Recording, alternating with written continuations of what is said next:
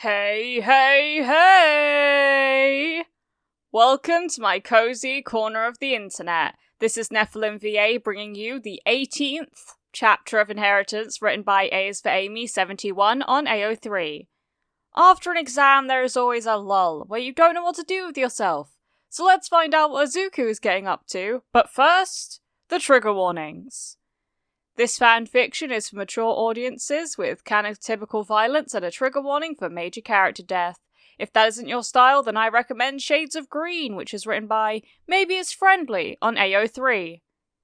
It can be found on my channel! Canon Divergence is the name of the game and indulges the what-ifs of Midoriya Izuku having a quirk. With that being said, the chapter summary is as followed. Izuku's got some time on his hands before the new school year at UA begins. Now I implore you to sit back and relax whilst I read to you.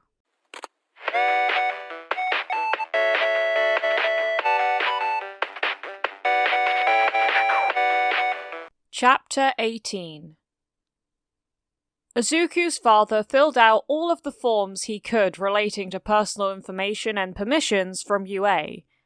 All Might and Sir Night-Eye helped Izuku complete the remaining parts of his acceptance forms, explaining about the costume allowance, what he was and wasn't allowed to request, and debating over design. They had to take all of the quirks he had that were useful for hero work into account to be sure it was as useful as it could be, within the constraints of his budget. Izuku had drawn a basic outline of what he thought he'd like it to look like, and Gran was there to put in his opinion, mostly saying how cool capes looked while the others rolled their eyes. By the time they were through, Izuku didn't know exactly what his costume would end up looking like, but it seemed like it would be as functional as they could possibly make it, keeping his quirks in mind, especially since his Teflon quirk would require him to wear gloves all the time during heroics. Sir Night-Eye said he would personally see that the forms were returned to the school by the end of the day.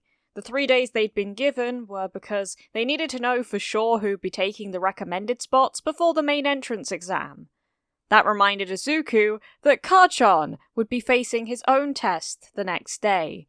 He didn't examine his own feelings about that too closely, because part of him hoped that Kachan wouldn't be a part of his high school experience. He didn't wish Kachan ill, but he didn't particularly want to see him again.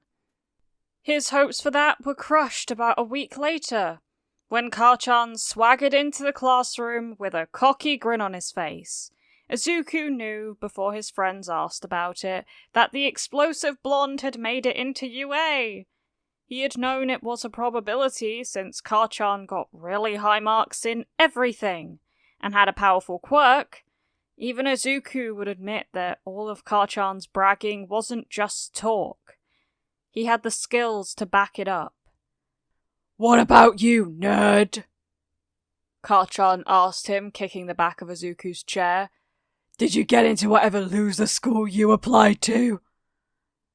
His friends laughed stupidly at his insult, but Izuku smiled. "I got exactly the placement I wanted," he said pleasantly. "I'm sure I'll be really happy there." "So where?" Kachan began to ask, but was interrupted by the final bell and the teacher's arrival. After that, it was all exams and studying for the next exams, and Izuku didn't need to talk to Kachan again. Maybe he would get lucky and they'd be in different classes at UA. If Kachan was in 1B, they might not interact all that much. Before they knew it, the school year was over. Izuku had been vague when classmates had questioned him about what high school he would be attending, and managed to give non-answers that the others let slide, or didn't care enough to press about the issue. He hadn't made any close connections with anyone, mindful of dangers that could represent, so he didn't have to worry about keeping in touch with anyone after graduation. In the 2 weeks before UA classes began, Izuku was at a loose end. All Might and Sir Night-Eye had insisted that he take time off from formal training to relax and have some personal time before the grind of high school began. He wasn't to show up at Might Tower to train or anything else unless there was an emergency. Izuku wasn't sure what to do with his time. He could still go for his daily run and general exercise routine, he could check on the beach, but the Shopping District Association had banded together to bring the area back to life now that people had started to visit the beach again. They had formed a committee to keep it clean and had police patrolling to catch illegal dumping in action. Izuku wasn't sure he'd ever been bored before. Not recently. "I'm going to need to travel to Taiwan the day after tomorrow," his father told him when Izuku explained his problem over dinner the first day after graduation. "It'll be for 8 days. Do you want to go?" "I didn't really have that great a time the last couple days," Izuku said doubtfully. "You couldn't speak the language back then," his father reminded him. "It could be a good opportunity to practice with your polyglot work." Izuku hadn't thought of it that way. It might be interesting, almost like training. "Would I have to have a babysitter?" he said thoughtfully. "I don't think so," his father answered, considering the idea. "I think you're smart enough to stay in safer areas and away from hospitals and things like that. You're a teenager now. As long as you check in frequently, I don't see a problem with it." That was how Izuku ended up getting to spend a week in Taiwan. He spent time in night markets where he chatted with strangers about various foods. He rode in a glass-bottomed gondola up a mountain where he had fun hiking with some tourists from Germany that were amazed by his perfect German. There were gorgeous temples, interesting tea houses, world-class museums, and of course, heroes. All Might was popular there, and Izuku snagged some merch that may or may not have been officially licensed. But so were Atominus, Avangana, and Microbe, who were all famous in Taiwan for their many heroic acts. Izuku spent each day from dawn until late into the night exploring and meeting people from all sorts of different cultures and countries, never having any trouble communicating at all. It was very freeing. His father was even kind enough to give him a generous good kid bonus of spending money for his adventures, and didn't mention it when Izuku was forced to purchase another suitcase for the trip home because of all the souvenirs he'd bought. Once home, Izuku slept for 12 hours straight, then woke up with some kind of virus. He knew it was common to get sick when visiting other countries, or riding in a plane for that matter, but it was still surprising. He didn't get sick often, and his head throbbing and congested chest were not welcome, especially with less than a week before starting at UA. His father had gone out to get him some medicine before going to work, and Izuku stayed curled up on his couch, watching reruns with sports drinks and a box of tissues nearby. He wondered if this was what it felt like to be a normal kid. Did All Might ever get sick? Was there some kind of quirk out there that was just good health? How would they know if they had it? Recognizing that his thoughts were getting strange, he finally took some medicine and slept for the rest of the day. He didn't wake up until his father came home and bought him some soup and checked his temperature. It was saying something about how crummy he felt, that he ate his soup and went to bed and was able to sleep through the night, even after sleeping for a large portion of the day. He moved to the couch again the next day and was surprised when the door buzzer sounded. Izuku got up and checked the camera to see a man with short tentacles in place of his nose. He was wearing a cap and a jacket for a restaurant and held up a bag to show when Izuku asked why he was there through the speaker. "Food delivery for Midoriya Izuku," he claimed. "I didn't order anything," he said with a frown. "The order says Midoriya Hazashi on it," the man said. Oh. It was possible that his worried father had thought to send him something to eat because Izuku was sick. More likely he'd have his assistant do it, though. "You can leave it at the security desk in the lobby," he told the man, pulling his cell phone from the couch to his hands and beginning to text his father.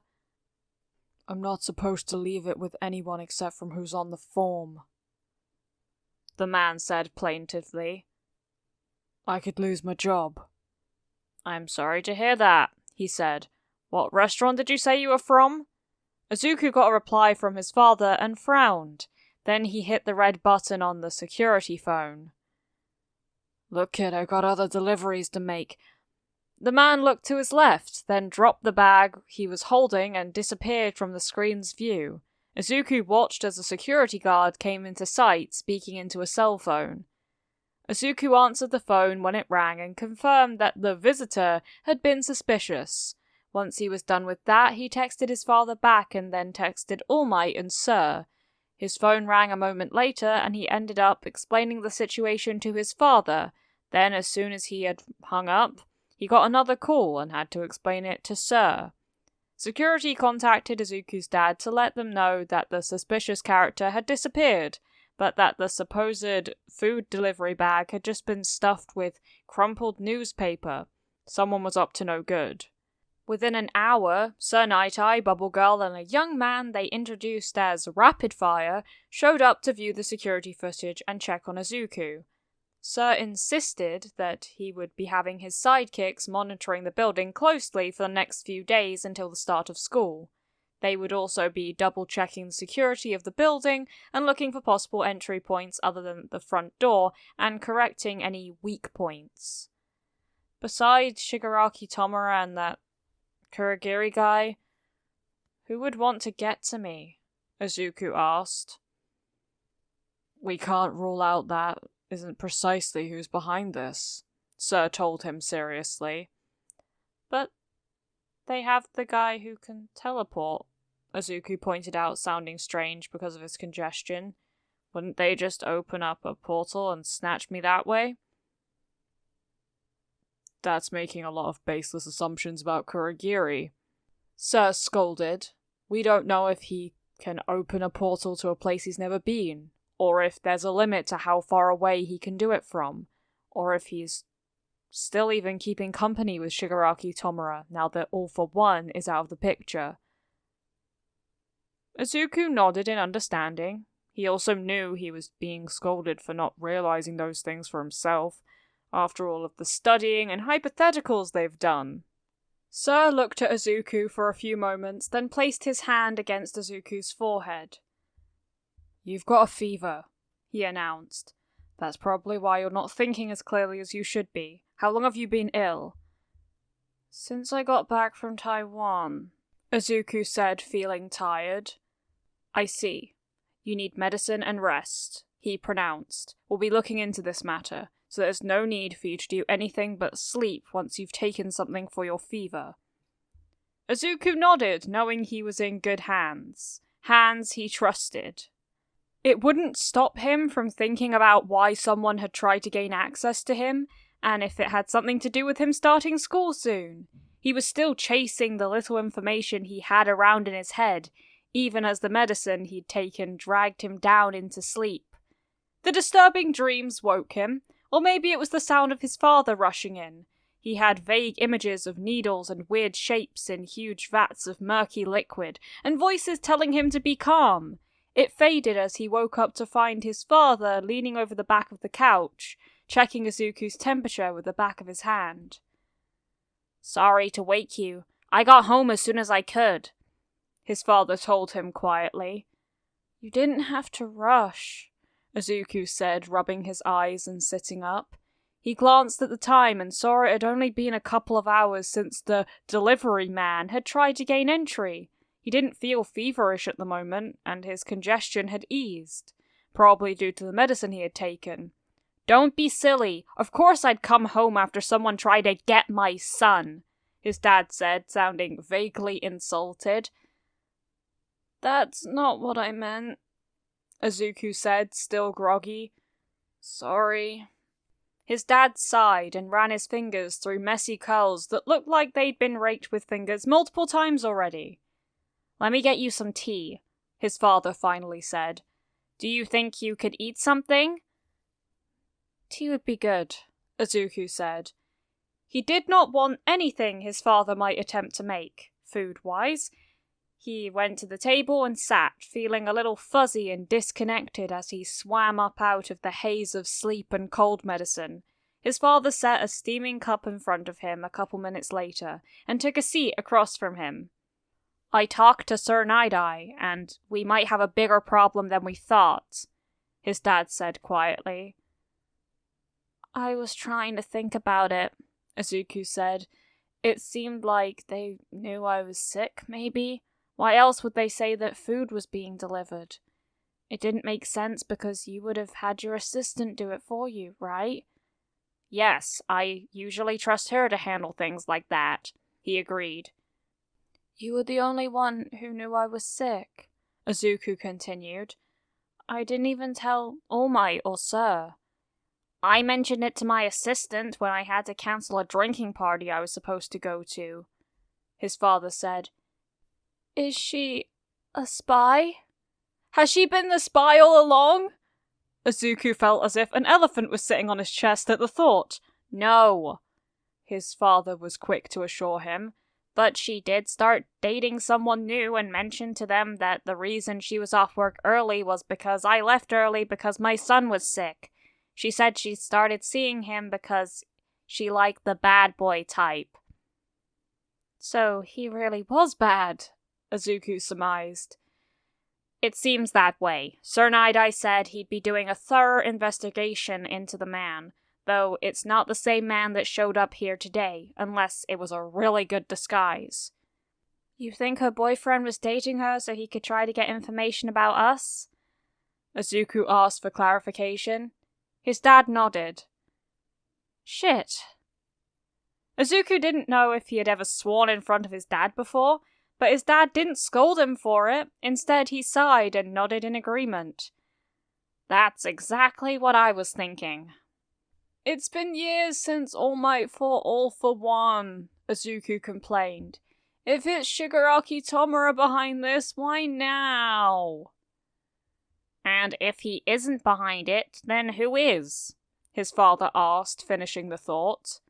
Izuku went to bed after finishing his tea and felt a bit better when he woke up. Good enough to make breakfast and see his father off to work. He wasn't allowed to go for his usual run, so settled for doing basic calisthenics in the living room.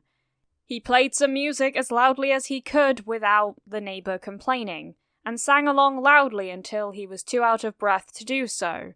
He definitely had not been blessed with a singing quirk.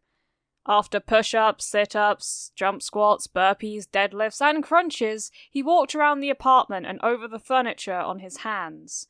When he got bored, he added his levitation into the mix to repeat the circuit on the ceiling. He dropped into a split and enjoyed the mild burn in his muscles as they stretched, then rolled his hips so he was in a straddle position, going through several yoga poses until he felt nice and loose. He finally finished with cooling down exercises and went to bathe. He felt loads better once he was clean and felt he'd moved around enough despite his confinement. Even if he hadn't been sick, he was sure he wouldn't be allowed to leave the apartment until Sir and the others had dug something up on the people who targeted him. Realizing that it was still only just after lunchtime, he sighed and made a simple meal for himself. With not much else to do after that, he spent the rest of the afternoon playing online games. Once he figured out that he could play on almost any server with any language, it was a lot more fun than he expected. At the end of the day, his father came home to a more elaborate meal than usual, since Izuku had plenty of time on his hands to be creative. As they ate, his father casually dropped a bomb into the conversation. "So, do you usually walk around that house upside down, or was today special?" Izuku stopped mid-chew and stared at his father, who was obviously trying to hold in laughter. "How do you know?" "You must have been really out of it yesterday. Sir installed a camera on the bookcase that allows the apartment to be monitored in real time." "You were watching me?" Izuku asked, running the day through his mind to examine how embarrassing he'd been acting. "Just every once in a while to make sure you're okay. It just caught my attention when you were moving across the back of the couch on your hands. I don't think I was prepared to see you using your quirks in that way." "I was bored," Izuku said in his defense. His father finally gave way to laughter and shook his head. To be honest, I'm just amazed at how flexible you are. Wait, Izuku said. Who else has been watching me? Whoever's on duty for it, his dad answered. Someone at the Might Agency. Sir said it was mostly going to be sidekicks doing the monitoring. Izuku's cheeks heated, hoping he hadn't done anything too humiliating in his boredom-induced wandering around his own home. They don't have cameras anywhere else, do they? Izuku asked suspiciously. No, his father assured him with a chuckle. Just the living room, because there's a window to the outside in that room, and the front entrance can be seen from there. Izuku breathed a sigh of relief that only amused his father even more. So what am I gonna do when school starts? Izuku asked, to move past the subject of his embarrassing antics. Will I be allowed to take the train to school and back if there's someone out to get me? I'll be driving you each day on my way to work for the foreseeable future, his dad said ruefully. If I can't do it, someone at the Might Agency will pick you up. His father had obviously discussed things with All Might and Sir, and they were taking things into consideration that Izuku hadn't been clear-headed enough to think of before. We'll keep you safe, Zu. I know you can protect yourself, but we don't want you to have to. Just remember that you're allowed to use your quirks in self-defense. If someone tries to hurt or grab you, do what you have to do. Izuku nodded. He was more worried about what they might do to his father to get him. It's how they'd gotten to Granny Ito, after all. What could he be forced to do, if it meant keeping his father safe? Thank you so much for watching this video. I appreciate all the support you've given me. Why can't villains just leave Izuku alone? It's so mean! What is also mean is how long I have to wait for my exam results, but having videos to make helps me pass the time. Not only that, I just noticed that our bouquet of sunflowers has reached the number of 830. Holy shit. Thank you all so much. All credits go to the original creator of this fanfiction. A is for Amy71 on AO3. I would highly appreciate it if you gave this video a like and you subscribe to the channel and you hit the notification bell to be notified of when I next upload. There is no pressure to do so though. Thank you for visiting my cozy corner of the internet. Keep growing my sunflowers. Mwah.